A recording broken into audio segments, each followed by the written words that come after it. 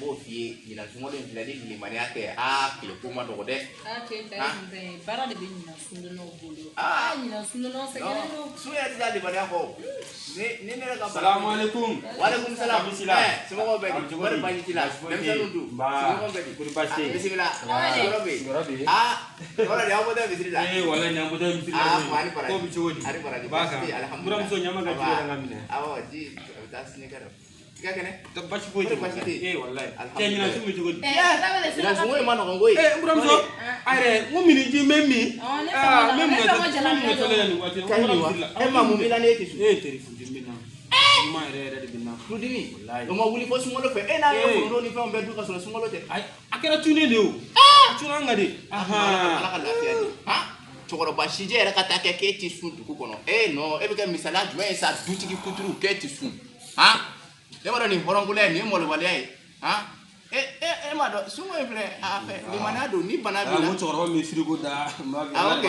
ni bana de ibali akaka ke tin ni bana di bani awo bana ala tay ni mangana sunte wajibi faketi travelo amane li mana joya ansigile ambi ni asa travelo ne fe e ka fsan keta nje in keta de to jumena to jume keta chokoro bas le defi sungalo da mera keta ka kile al kran chamas al kele keta woni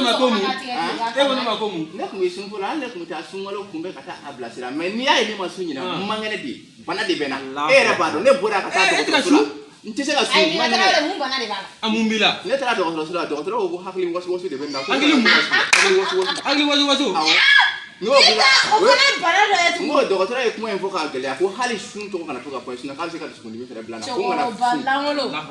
de bi sigi kare kono aduna tane aborata wajulla den sanu mangene di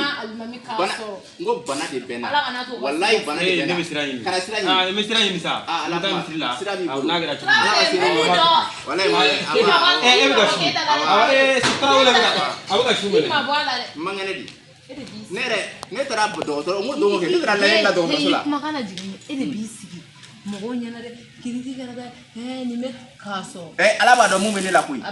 mo le tara ne afo docteur ya na ko ne man ngai wati na ne ko nyem man ngai do docteur ko ne ka to ka le ngurubani tumar patiga nyimi ti se ka halo nyini ka dia akaenda ko kuma mo mangene bana de bena ni bana te ne be mbanga suntu ko